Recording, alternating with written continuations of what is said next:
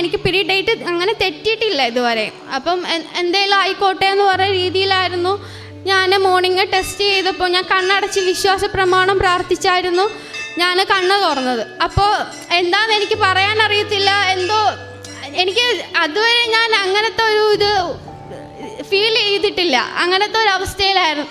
അപ്പോൾ ഉടനെ തന്നെ ഞാൻ വീട്ടിൽ പറയുകയും ഹസ്ബൻഡിനെ കാണിക്കുകയും എല്ലാം ചെയ്തു. എന്നിട്ട് സ്കാൻ എനിക്ക് നെക്സ്റ്റ് ഡേ ആയിരുന്നു ഡോക്ടർ തന്നിരുന്നത്. നെക്സ്റ്റ് ഡേ പോയി സ്കാൻ ചെയ്തപ്പോൾ എനിക്കതിൽ പ്രോബ്ലം ഉണ്ടായിരുന്നു. എനിക്ക് PCOS എന്ന് അത് ഗർഭാശയത്തിൽ ചെറിയ ചെറിയ കുരുക്കൾ പോലെയായിരുന്നു. അത് എനിക്ക് പ്രഗ്നൻസി ടൈമായപ്പോൾ അതെനിക്കൊരു വലിയ സിസ്റ്റായി, മുഴയായി.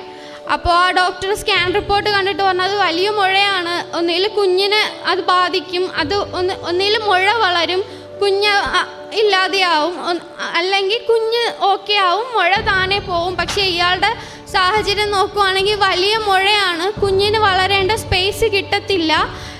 അതുമില്ല വയറിയിരുന്ന് പൊട്ടുവാണെങ്കിൽ ഇയാളുടെ യൂട്രസ് തന്നെ റിമൂവ് ആവേണ്ടി വരും, ഒന്നും ചെയ്യാൻ പറ്റാത്ത അവസ്ഥയാവും, ഇയാളുടെ ജീവന് വരെ ചിലപ്പോൾ അത് ഭീഷണിയായേക്കാം എന്ന് പറഞ്ഞ അവസ്ഥയായിരുന്നു. മാതാവിനും തിരുകുമാരനും എൻ്റെ നാമത്തിൽ 1000 നന്ദി അർപ്പിക്കുന്നു. എൻ്റെ പേര് ബിഫിന ഡിൻഡു. ഞാൻ തിരുവനന്തപുരം ജില്ലയിലെ കരിങ്കുളം എന്ന ഇടവകയിൽ നിന്നാണ് വരുന്നത്. എൻ്റെ വിവാഹം കഴിഞ്ഞ് 3 വർഷമായിട്ടും എനിക്ക് മക്കളില്ലായിരുന്നു. അതിലൂടെ ഞാൻ ഹോസ്പിറ്റലിൽ പോയിട്ട് ട്രീറ്റ്മെൻറ്റ് എടുക്കുകയും സ്കാൻ ചെയ്തപ്പോൾ എനിക്ക് ഗർഭാശയമായ കുറച്ച് പ്രോബ്ലംസ് ഉണ്ടെന്ന് പറയുകയും അതിലൂടെ ഞാൻ കുറച്ച് ട്രീറ്റ്മെൻറ്റ്സ് എടുത്തായിരുന്നു. IUI എന്ന് പറഞ്ഞ ട്രീറ്റ്മെൻറ്റ്. അത് 2 വട്ടം ചെയ്തിട്ടും 2 വട്ടം എനിക്ക് ഫെയിലിയർ ആയിരുന്നു. എന്നിട്ട് ഞാൻ ഹോസ്പിറ്റൽ ട്രീറ്റ്മെൻറ്റ് എല്ലാം സ്റ്റോപ്പ് ചെയ്ത് വച്ചിരുന്ന സമയമായിരുന്നു. അപ്പം മേരി ആൻറ്റി ഞങ്ങൾ ഇടവകയിലുള്ള ഒരു ആൻറ്റി ആയിരുന്നു. അപ്പോൾ ആൻറ്റി വന്നിട്ട് എന്നോട് പറഞ്ഞു, നീ എല്ലാ ട്രീറ്റ്മെൻറ്റും എല്ലാ ഹോസ്പിറ്റലിലും കയറി ഇറങ്ങിയല്ലോ, അപ്പോൾ കൃപാസനത്ത് വന്ന ഒരു ഇടംപിടിയെടുത്ത് മാതാവിൻ്റെ അടുത്ത് പ്രാർത്ഥിച്ച് നോക്കുക, ചിലപ്പോൾ നിനക്ക് കിട്ടിയാൽ എന്ത് ചെയ്യും, നീ വന്ന് പ്രാർത്ഥിച്ച് നോക്കും. അപ്പം ഞാൻ കാര്യമായിട്ടത് എടുത്തില്ലായിരുന്നു, ഞാൻ കെയർലെസ് ആയിട്ട് വിടുമായിരുന്നു. പിന്നെ വീണ്ടും വന്ന് എന്നോട് സംസാരിച്ചപ്പോൾ എനിക്കെന്തോ ഉള്ളിൽ തോന്നി, എനിക്ക് മാതാവിൻ്റെ അടുത്ത് വരണമെന്നും ഉടമ്പടി എടുക്കണമെന്നും. അതിൻ്റെ ഭാഗമായിട്ട് ഞാൻ ഉടമ്പടി 2022 നവംബർ 26-ാം തീയതി അന്ന് തന്നെ ആയിരുന്നു എനിക്ക് പീരീഡിൻ്റെ ഡേറ്റും. അപ്പോൾ എനിക്ക് ഉള്ളിൽ എന്തോ ഉണ്ടായിരുന്നു, ഞാൻ ചിലപ്പോൾ പ്രഗ്നൻ്റ് ആവണമെങ്കിലോ. പക്ഷേ ആ ടൈമിൽ ഞാൻ ട്രീറ്റ്മെൻ്റ് ഒന്നും അല്ലായിരുന്നു, എന്തേലും നടക്കട്ടെ, ഞാൻ ഇപ്പോൾ പോകുന്ന വഴിയിൽ പീരീഡ് ആവുകയാണെങ്കിൽ ആവട്ടെ, കുഴപ്പമില്ല, അതായത് മാതാവ് അനുഗ്രഹിച്ച് ആ കുഞ്ഞിനെ എനിക്ക് തരുവാണെങ്കിൽ തരട്ടെ എന്ന രീതിയിൽ ഞാൻ അന്ന് വന്ന് ഉടമ്പടി എടുക്കുമായിരുന്നു. എന്നിട്ടും എനിക്ക് ട്രാവലിൽ യാതൊരു പ്രോബ്ലമോ ഒന്നും ഇല്ലായിരുന്നു. എന്നിട്ട് ഇവിടെ വന്ന് ഉടമ്പടി എടുക്കുകയും ഇവിടെ നിന്ന് തന്ന കാശി രൂപവും തൈലവും തേനും ഉപ്പും എല്ലാം ഞാൻ ഡെയിലി എൻ്റെ പ്രാർത്ഥനയിൽ ഉൾപ്പെടുത്തുമായിരുന്നു. അത് എൻ്റെ മെഡിസിനൊപ്പം ഞാനതൊരു നിത്യാഹാരം പോലെയായിരുന്നു തൈലവും തേനും ഉപ്പും ഉപയോഗിച്ചുകൊണ്ടിരുന്നത്. എന്നിട്ട് ഇവിടെ നിന്ന് ഉടമ്പടി എടുത്തൊരു 1 വീക്ക് ആവത്തില്ല ഞാൻ പ്രഗ്നൻസി ടെസ്റ്റ് എൻ്റെ വീട്ടിലും ഹസ്ബൻഡിനോടും ആരോടൊന്നും പറഞ്ഞില്ലായിരുന്നു. എനിക്കിങ്ങനെ ഒരു ഹോപ്പുണ്ട്, എനിക്ക് ഡേറ്റ് തെറ്റിയിട്ടുണ്ടെന്ന്. കാരണം പറയാത്തത്, ഇതിനു മുമ്പ് ഒരുപാട് പ്രഗ്നൻസി ടെസ്റ്റുകൾ ഞാൻ ചെയ്ത് അതിലൊരുപാട് സങ്കടങ്ങളും എല്ലാം നാട്ടുകാരുടെ തന്നെ, ഇത് 3 ഇയറായില്ലേ, നാട്ടുകാരുടെ തന്നെ ബന്ധുക്കളുടെ തന്നെ കുറച്ച് കുത്തുവാക്കുകളെല്ലാം കേട്ട് നിൽക്കുന്ന ടൈമായിരുന്നു. അങ്ങനെ ഞാൻ ആരോടും പറഞ്ഞില്ല. ഓക്കെ ആണെങ്കിൽ പറയാമെന്ന രീതിയിൽ ഞാൻ ആരെയും അറിയാതെ പ്രഗ്നൻസി ടെസ്റ്റ് കാർഡ് വാങ്ങി ടെസ്റ്റ് ചെയ്തു. അപ്പം ഞാൻ മോർണിംഗാണ് ടെസ്റ്റ് ചെയ്യുന്നത്. പ്രഭാത പ്രാർത്ഥനയെല്ലാം കഴിഞ്ഞ് എൻ്റെ കയ്യിൽ കാശി രൂപം ഞാൻ കയ്യിൽ മുറുക്കെ പിടിച്ചിട്ട് മാതാവേ നീ എന്താ തരുവാണെങ്കിൽ നീ തന്നോ, ഇല്ലെങ്കിൽ എനിക്ക് കുഴപ്പമില്ല. ഇപ്പോൾ ഞാൻ ഉടമ്പടി എടുത്ത് 1 വീക്കല്ലേ ആയുള്ളൂ, എനിക്ക് കുഴപ്പമില്ല, കാരണം എനിക്ക് പീരീഡ് ഡേറ്റ് അങ്ങനെ തെറ്റിയിട്ടില്ല ഇതുവരെ.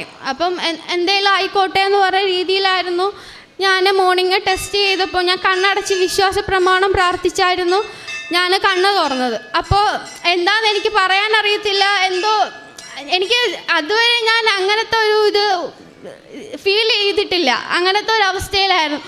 അപ്പോൾ ഉടനെ തന്നെ ഞാൻ വീട്ടിൽ പറയുകയും ഹസ്ബൻഡിനെ കാണിക്കുകയും എല്ലാം ചെയ്തു. എന്നിട്ട് സ്കാൻ എനിക്ക് നെക്സ്റ്റ് ഡേ ആയിരുന്നു ഡോക്ടർ തന്നിരുന്നത്. നെക്സ്റ്റ് ഡേ പോയി സ്കാൻ ചെയ്തപ്പോൾ എനിക്കതിൽ പ്രോബ്ലം ഉണ്ടായിരുന്നു. എനിക്ക് PCOS എന്ന് അത് ഗർഭാശയത്തിൽ ചെറിയ ചെറിയ കുരുക്കൾ പോലെയായിരുന്നു. അത് എനിക്ക് പ്രഗ്നൻസി ടൈമായപ്പോൾ അതെനിക്കൊരു വലിയ സിസ്റ്റായി, മുഴയായി.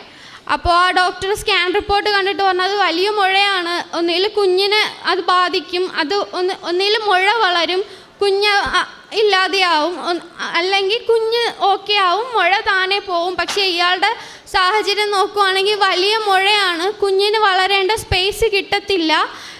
അതുമില്ല വയറിയിരുന്ന് പൊട്ടുവാണെങ്കിൽ ഇയാളുടെ യൂട്രസ് തന്നെ റിമൂവ് ആവേണ്ടി വരും, ഒന്നും ചെയ്യാൻ പറ്റാത്ത അവസ്ഥയാവും, ഇയാളുടെ ജീവന് വരെ ചിലപ്പോൾ അത് ഭീഷണിയായേക്കാം എന്ന് പറഞ്ഞ അവസ്ഥയായിരുന്നു.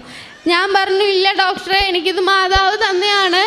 പക്ഷേ ഡോക്ടർമാരോട് അങ്ങനെ പറയാമെന്ന് എനിക്കറിയത്തില്ല. അതൊരു ക്രിസ്ത്യൻ ഹോസ്പിറ്റലിൽ തന്നെയായിരുന്നു, പ്രൈവറ്റായിട്ടാണ് ഞാൻ കാണിച്ചുകൊണ്ടിരുന്നത്.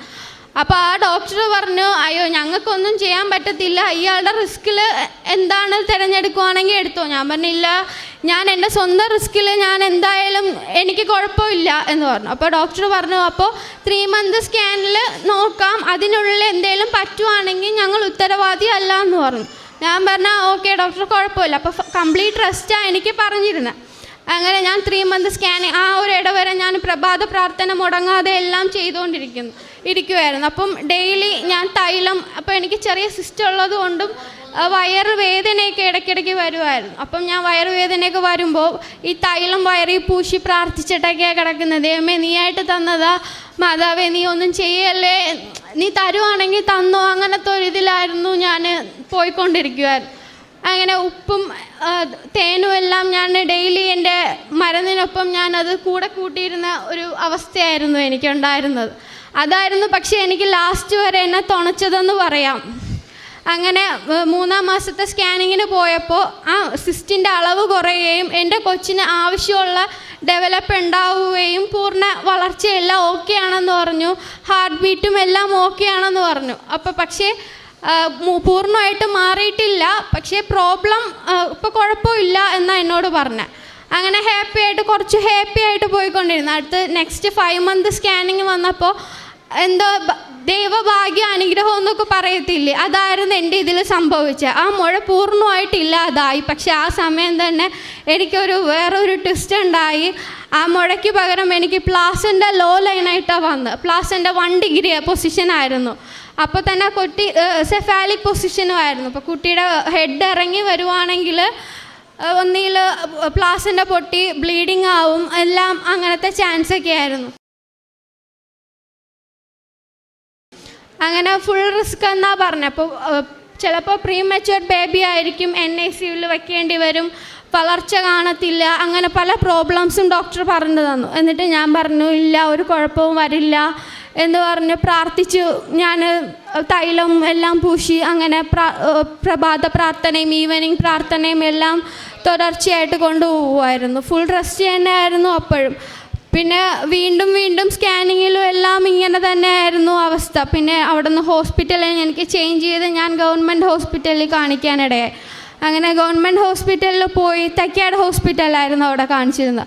അങ്ങനെ അവിടെ ഒരു ഡോക്ടർ, എനിക്ക് എന്താണെന്നറിയത്തില്ല, മാതാവ് എന്ന് പറയത്തില്ലേ, അങ്ങനത്തെ ഒരു ഇതിൽ തന്നെയായിരുന്നു എനിക്ക് ഫീൽ. ആ ഡോക്ടർ എന്നോട് പറഞ്ഞു മോളെ ഇത് കുറേ പേർക്ക് ഇങ്ങനെ ആയിട്ടുണ്ട്, നിനക്ക് മാത്രമല്ല, നീ പേടിക്കണ്ട, നിൻ്റെ ദൈവം നിൻ്റെ വിശ്വാസം ഇതുവരെ നീ കൊണ്ടുവന്നില്ലേ, ചിലപ്പോൾ നിനക്ക് പ്രീമച്യൂർ ബേബി ഒന്നും അല്ല, നിനക്ക് നോർമൽ ഡെലിവറി വരെ നടക്കാൻ ചാൻസ് ഉണ്ട്. ആ ഒരു പറഞ്ഞ വിശ്വാസത്തിൽ ഞാൻ പ്രാർത്ഥിക്കുമായിരുന്നു. അപ്പോൾ വരെ എനിക്ക് എൻ്റെ കൊച്ചിന് ഒരു കുഴപ്പമില്ലാതെ കിട്ടണമെന്നാണ് ഞാൻ പ്രാർത്ഥിച്ചത്. ഈ ഡോക്ടർ പറഞ്ഞതിന് ശേഷം എനിക്ക് നോർമൽ ഡെലിവറിയിലൂടെ എൻ്റെ കൊച്ചിന് ഒരു കുഴപ്പമില്ലാതെ കിട്ടണമെന്ന് ഞാൻ പ്രാർത്ഥിച്ച് അങ്ങനെ വരുമായിരുന്നു. അങ്ങനെ സ്കാനിങ്ങിന് പോകുമ്പോൾ എല്ലാം ഞാൻ കാശി രൂപവും കയ്യിൽ തൈലവും എല്ലാം കൊണ്ടുപോയി വയറിലെല്ലാം പൂശിയിട്ടാണ് ഞാൻ സ്കാനിങ്ങിന് കയറുന്നത്. അങ്ങനെ ലാസ്റ്റ് സ്കാനിങ് എത്തി, ഡെലിവറിക്ക് 1 week മുമ്പേ. അതിനുള്ളിൽ തന്നെ ഒരു 1 monthോളം ഞാൻ ഹോസ്പിറ്റലിൽ അഡ്മിറ്റായിരുന്നു. കാരണം HB കുറവായിട്ടും പിന്നെ ഈ പ്ലാസൻ്റെ ലോ ലൈൻ ആയതുകൊണ്ടും ബ്ലീഡിങ് ഉണ്ടായ ഇത്രയും ദൂരം ട്രാവൽ ചെയ്ത് വരണ ബുദ്ധിമുട്ടായതുകൊണ്ടും അങ്ങനെയാണ് ഹോസ്പിറ്റൽ അഡ്മിറ്റാക്കിയിട്ടിരുന്നത്. അപ്പോൾ അതിൻ്റെ ഇടയിലെല്ലാം എനിക്ക് 2 week അടുക്ക എനിക്ക് സ്കാനിങ് ഒക്കെ ഉണ്ടായിരുന്നു. അങ്ങനെ ലാസ്റ്റ് സ്കാനിങ്ങിൽ എനിക്ക് എന്താണെന്ന് അറിയത്തില്ല, ഡോക്ടർ തന്നെ പറഞ്ഞു മോളെ നിൻ്റെ പ്ലാസൻ്റെ ഒറ്റ അടിക്കാണ് മേളിലോട്ട് പോയേക്കുന്നത്, ഇതുവരെ ഞാൻ കണ്ടിട്ടില്ല, കാരണം സ്റ്റെപ്പ് ബൈ ഇത്തിരി പൊങ്ങും അങ്ങനെയുള്ളൂ, ഇത് ഒറ്റ അടിക്ക് മേളിലോട്ടായിട്ടുണ്ട്, നോർമൽ ഡെലിവറി ഇപ്പോൾ പോസിബിളാണ്, അതുമില്ല ബേബീൻ്റെ ഹെഡ് വലിപ്പം കുറവാണ്, വെയിറ്റ് ആവറേജ് വെയിറ്റേ ഉള്ളൂ, വലിപ്പം കുറവ്, അതുകൊണ്ട് യാതൊരു ബുദ്ധിമുട്ടും അങ്ങനെ ഒന്നും ഉണ്ടാവത്തില്ല എന്ന് പറഞ്ഞു. അങ്ങനെ എനിക്ക് ഡേറ്റ് July 27 എന്ന് തന്ന. അപ്പോൾ അതിനുള്ളിൽ തന്നെ എനിക്ക് പെയിനൊക്കെ സ്റ്റാർട്ട് ചെയ്തായിരുന്നു. അപ്പോൾ എനിക്ക് പെയിൻ സ്റ്റാർട്ട് ചെയ്തുവെങ്കിലും അധികം യൂട്രസ് വികസനം ഉണ്ടായില്ല. അങ്ങനെ ഒരു മെഡിസിൻ സ്റ്റാർട്ട് ചെയ്തു. അപ്പോൾ മെഡിസിൻ ഫസ്റ്റ് ഡോസ് ഞാൻ കഴിച്ചിട്ടിരുന്നപ്പോൾ അടുത്ത് ഡോക്ടർ വന്ന്, എനിക്ക് നേഴ്സാണ് മെഡിസിൻ തന്നത്. എൻ്റെ ഡോക്ടർ വന്ന് റൗണ്ട്സിന് വന്നപ്പോൾ എന്നോട് ചോദിച്ചു, ബിഫിന് എന്തെങ്കിലും അലർജി എന്തെങ്കിലും ഉണ്ടോ ഇതിനു മുമ്പേ? അപ്പോൾ എനിക്കറിയില്ലായിരുന്നു. എനിക്ക് 2 വയസ്സായിരുന്ന സമയം പെൻസിലിൻ എന്ന മെഡിസിൻ എനിക്ക് അലർജി ആയിരുന്ന കാര്യം എനിക്ക് അറിയില്ലായിരുന്നു. അപ്പം ഞാൻ പറഞ്ഞു ഇല്ല, ഒന്നുമില്ലായിരുന്നു. അപ്പം അമ്മ അടുത്തുണ്ടായിരുന്നു. അമ്മ പെട്ടെന്നും പറഞ്ഞു, ഇല്ല പെൻസിലിൻ അലർജി ഉണ്ട് ഡോക്ടറെ, അത് 2 വയസ്സിലായിരുന്നു, പിന്നെ കുഴപ്പമൊന്നുമില്ല, യാതൊരു പ്രോബ്ലമോ അങ്ങനെ ഒന്നുമില്ല എന്നാണ് പറഞ്ഞത്. പക്ഷേ ഡോക്ടറിൻ്റെ പേടിയായി, അഥവാ നോർമൽ ഡെലിവറി അല്ല സിസേറിയനോ അല്ലെങ്കിൽ കോംപ്ലിക്കേഷനോ എന്തെങ്കിലും ആവുകയാണെങ്കിൽ പെൻസിലിൻ മെഡിസിൻ വിഭാഗത്തിൽ പെടുന്ന കുറേ ഡ്രഗ്സ്, അങ്ങനത്തെ പെയിൻ കില്ലേഴ്സ് അങ്ങനത്തെ ഇത് വരുമ്പോൾ ആണെങ്കിൽ ഡോസ് അവർക്ക് കൊടുക്കാൻ പറ്റത്തില്ല. അതിനുള്ളിൽ ഡ്രഗ്സിൻ്റെ എന്തോ ഒരു ടെസ്റ്റ് ചെയ്യണമെന്ന് പറഞ്ഞു. അത് ചെയ്തിട്ടില്ല. അപ്പോൾ എന്തെങ്കിലും പ്രോബ്ലം ഉണ്ടെങ്കിൽ അത് പ്രോബ്ലം ആവും. എന്തെങ്കിലും വരുവാണെങ്കിൽ ഹോസ്പിറ്റലിൽ ഡോക്ടർ വൈസ് ഇഷ്യൂസ് ആവും. ഇവിടെ പറ്റത്തില്ല, SAT ഹോസ്പിറ്റലിൽ ഷിഫ്റ്റ് ചെയ്യേണ്ടി വരും. അവിടെ ഞാൻ പോയപ്പോൾ എനിക്ക് മൊത്തത്തിൽ ഞാൻ മെൻ്റലി എല്ലാം ഡൗൺ ആയിരുന്ന സമയം. കാരണം എൻ്റെ ഡോക്ടർ ഏതാണെന്ന് എനിക്കറിയത്തില്ല, ഫാമിലീസിന് ആരും എനിക്ക് കാണാൻ പറ്റുന്നില്ല. ഒരു ജയിലിൽ അടച്ച ഫീലായിരുന്നു എനിക്ക്. ആരെയും ഒരു കോണ്ടാക്റ്റോ ഒന്നുമില്ല. കാരണം എനിക്ക് പെയിനും എല്ലാം സ്റ്റാർട്ട് ചെയ്ത സമയമായിരുന്നു. ഇങ്ങനത്തെ ഒരു റിസ്ക് ആയതുകൊണ്ട് ഒറ്റപ്പെട്ട് കിടക്കുക. ഡോക്ടേഴ്സിൻ്റെ വയസ്സും എനിക്ക് യാതൊരു സപ്പോർട്ടും ഒന്നും കിട്ടിയിട്ടില്ല. എനിക്ക് ടെൻഷൻ, എന്നെ ഒന്ന് ആശ്വസിപ്പിക്കാൻ പോലും ആരുമില്ലായിരുന്നു. അപ്പോൾ ഒരു ഈവനിങ് ടൈം അമ്മ എന്നെ കാണണമെന്ന് പറഞ്ഞ് നിർബന്ധിച്ച് വന്ന് കണ്ടായിരുന്നു. അപ്പം ഞാൻ പറഞ്ഞു, അമ്മ എനിക്ക് എൻ്റെ പ്രഭാത പ്രാർത്ഥനയുടെ ബുക്കും എനിക്ക് വേണം, എൻ്റെ കാശി രൂപം എനിക്ക് തരാമോ എങ്ങനെയെങ്കിലും. അപ്പം അമ്മ പറഞ്ഞു, ഇതിനകത്ത് കൊണ്ടുവരാൻ എങ്ങനെ പറ്റും? ഞാൻ പറഞ്ഞു, അമ്മ എങ്ങനെയെങ്കിലും കൊണ്ടുപോകാൻ കുഴപ്പമില്ല, ഞാനതെൻ്റെ കയ്യിൽ പ്രാർത്ഥന എഴുതി വച്ചിട്ട് കാശി രൂപ എങ്ങനെയെങ്കിലും ഞാൻ ഒളിപ്പിച്ച് വയ്ക്കാൻ നോക്കാം, കൊണ്ടുപോകാമെന്ന് പറഞ്ഞു. എന്നിട്ട് എനിക്ക് എന്തോ അവിടെ സിസ്റ്റർമാർ കണ്ടില്ലായിരുന്നു. ഞാൻ ബുക്കും അകത്ത് കൊണ്ടുപോയി. അങ്ങനെ അവരെ കാണാതെ ടോയ്ലറ്റിലൊക്കെ ഇരുന്നാണ് ഞാൻ പ്രാർത്ഥിച്ചിരുന്നത്. കാരണം ഗവൺമെൻറ് ഹോസ്പിറ്റൽ, എല്ലാ ഹോസ്പിറ്റലിലും ഡെലിവറി ടൈം ആകുമ്പോൾ നമ്മൾ ദേഹത്തോ ഒന്നും കയ്യിലൊന്നും വയ്ക്കാൻ അനുവദിക്കത്തില്ലല്ലോ. അങ്ങനത്തെ ഒരു സിറ്റുവേഷനിലായിരുന്നു. അപ്പോൾ ഞാൻ ബാത്റൂമിൽ പോയിട്ടൊക്കെ പ്രാർത്ഥിക്കുമായിരുന്നു. എനിക്ക് പേടിയായിരുന്നു എന്തെങ്കിലും പറ്റുമോ, കാരണം ഫുൾ കോംപ്ലിക്കേഷൻ ആയിരുന്നുവല്ലോ. അപ്പോൾ എനിക്ക് പേടി, ആരുമായിട്ട് ഒരു കോണ്ടാക്റ്റും അങ്ങനെ ഒന്നുമില്ല, സമാധാനിപ്പിക്കാൻ പോലും അടുത്ത ആരില്ല. പക്ഷേ ഈ പ്രാർത്ഥന പറഞ്ഞ സമയം എനിക്ക് എന്തോ ആരോ ഉള്ളിൽ നിന്ന് പറയുമായിരുന്നു, കുഴപ്പമൊന്നുമില്ല, നിൻ്റെ കൊച്ചിപ്പം തന്നെ വരും, നീ പെയിൻ എടുത്താലും കുഴപ്പമില്ല, ഇപ്പം തന്നെ വരും, അപ്പം നീ ഹാപ്പി ആവും, ആരോ ഉള്ളിൽ നിന്ന് പറയുമായിരുന്നു. അപ്പോൾ എനിക്കെന്തോ വിശ്വാസം. അപ്പം ഞാൻ ഈ SAT ഹോസ്പിറ്റൽ തൈക്കാടിൽ നിന്ന് SAT ഹോസ്പിറ്റലിൽ വന്നിട്ട് തന്നെ 1.5 days ആയി. അപ്പോഴും എനിക്ക് പെയിൻ ഉണ്ട്. PV മാത്രമേ നോക്കുന്നുള്ളൂ. ഞാൻ ചോദിക്കുന്നതിന് എനിക്ക് മറുപടി പോലും ഡോക്ടേഴ്സ് എനിക്ക് തരുന്നില്ല. എന്താ 27 ഡേറ്റ് പറഞ്ഞ, ഇപ്പം 28 കഴിയാറായി, ഈവനിങ് ആയി, ഒന്നുമില്ല. ചോദിക്കുമ്പം എല്ലാം വഴക്കാണ് പറയുന്നത്. ഫാമിലി അടുത്ത് പറഞ്ഞിട്ടുണ്ട്, ഇയാൾ കുഴപ്പമൊന്നുമില്ല, ഫാമിലി അടുത്ത്. ഞാൻ പെയിൻ ഉണ്ട്, ഞാൻ കിടന്ന് കരഞ്ഞിട്ടും യാതൊരു മാനസിക പരിഗണന പോലും എനിക്ക് തന്നില്ല. പക്ഷെ എനിക്ക് ഉള്ളിൽ മാതാവ് എനിക്ക് സപ്പോർട്ട് എന്ന് പറയത്തില്ലേ, കാശ് രൂപ എന്തോ എന്നാ സമയം എനിക്ക് വല്ലാണ്ട് എന്നെ തുണച്ചെന്ന് പറയാം. അങ്ങനെ ഞാൻ പ്രാർത്ഥിച്ച് കിടന്നു. പിന്നെ കുറച്ച് കഴിഞ്ഞ് എനിക്ക് വാട്ടർ ബ്രേക്ക് ആയപ്പോൾ എല്ലാ ഡോക്ടേഴ്സും പിന്നെ കെയറിങ് തുടങ്ങി. അപ്പോൾ ഉടനെ തന്നെ എനിക്ക് പെയിൻ സ്റ്റാർട്ടായെങ്കിലും എൻ്റെ ഡെലിവറി എനിക്ക് ഉടനെ അടുത്തില്ല. അപ്പം ഞാൻ എൻ്റെ പ്രാർത്ഥനയെ ചൊല്ലി വിശ്വാസികളുടെ പ്രാർത്ഥന ചൊല്ലി കാശി രൂപ ഉള്ളം കയ്യിൽ വെച്ച് അങ്ങനെ കിടക്കുമായിരുന്നു, മുറുക്കി പിടിച്ച് നെഞ്ചോട് ചേർത്ത്. അപ്പം ഞാൻ പ്രഭാത പ്രാർത്ഥന പഠിക്കുന്ന 5:30-ക്കാണ്. പ്രഭാത പ്രാർത്ഥന ഏകദേശം കഴിയുന്ന ഒരു 5:49 അല്ലെങ്കിൽ ആ ഒരു ടൈം, ഒരു 6 മണിക്കുള്ളിൽ കഴിയും.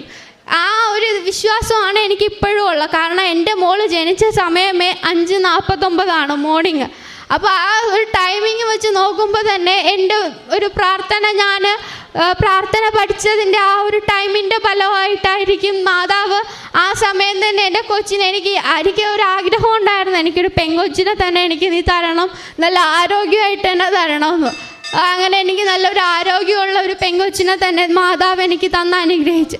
ആദ്യം എനിക്ക് ദൈവത്തിൽ പ്രാർത്ഥിക്കും, അങ്ങനെ അത്രയ്ക്ക് വിശ്വാസം അങ്ങനെ ഒന്നും ഇല്ലായിരുന്നു. പക്ഷേ ഈ പ്രാർത്ഥനകൾ പഠിച്ചതിലൂടെ എനിക്കെന്തോ എന്തുണ്ടെങ്കിലും ഇപ്പം ഞാൻ മാതാവിനെയും ദൈവത്തിനെയും വിശുദ്ധരെയൊക്കെ വിളിച്ച് ഞാൻ പ്രാർത്ഥിച്ചിട്ടാണ് ഞാനിപ്പോൾ ഓരോ കാര്യങ്ങളും ചെയ്യുകയും ഞാൻ ഇപ്പോൾ എന്തെങ്കിലും തെറ്റ് ചെയ്തിട്ടുണ്ടെങ്കിലും ഞാൻ ക്ഷമ ചോദിക്കുകയൊക്കെ എന്തോ പഴയ ഞാനല്ലാത്ത അവസ്ഥയിൽ ഇപ്പോൾ ഞാനായിട്ടുണ്ട്. അത്രയ്ക്ക് വിശ്വാസം എന്ന് പറഞ്ഞാൽ എനിക്ക് പഴയ ഞാനെന്നെന്തോ പുതിയ ഒരു ബിഫ്നയിലോട്ടായി എന്ന് പറയാം ഈ പ്രാർത്ഥനയൊക്കെ. ആദ്യം അമ്മ പള്ളിയിൽ എന്നൊക്കെ പറയുമ്പോൾ ഞാനെന്തോ കെയർലെസ് ആയിട്ട് വിടും, പള്ളിയില്ല അങ്ങനെയൊക്കെ വിടും. ഇപ്പോൾ പള്ളിയിൽ പോകാനൊക്കെ ഇപ്പോൾ ഡെലിവറി കഴിഞ്ഞിട്ട് ചെറിയ ക്ഷീണം അങ്ങനത്തെ ഇപ്പോൾ ഉണ്ട്. എന്നാലിപ്പോൾ വീണ്ടും ഞാൻ സ്റ്റാർട്ട് ചെയ്തിട്ടുണ്ട് എൻ്റെ പഴയ ഇതിലോട്ട് തന്നെ പ്രാർത്ഥനയും കാര്യങ്ങളിൽ. അതിലൂടെ എനിക്ക് എൻ്റെ ഈ കൃപാസന വിശ്വാസത്തിലൂടെ എനിക്ക് 3 പേരെ കൂടെ കൃപാസനത്ത് കൊണ്ടുവന്ന് ഉടമ്പടി എടുക്കാനും അവർക്കതിലൂടെ ബലം ഉണ്ടാക്കാനും എനിക്ക് സാധിച്ചു. എനിക്ക് ഇതെല്ലാം തന്നതിന് ദൈവത്തിനും മാതാവിനും 1000 നന്ദി ഞാൻ അർപ്പിച്ച് ഞാനിവിടെ ഇത് അവസാനിക്കുകയാണ്. എല്ലാവരും പ്രാർത്ഥിക്കുക, നിങ്ങൾക്കെല്ലാം കിട്ടും, മാതാവ് തരും, എന്തെങ്കിലും തന്നിരിക്കും. ഒന്നല്ലെങ്കിൽ അടുത്തത് എന്തെങ്കിലും നിങ്ങൾക്ക് കിട്ടും. അതുകൊണ്ട് ഉറപ്പിച്ച് നിങ്ങൾ വിശ്വസിക്കുക. നന്ദി, നമസ്കാരം.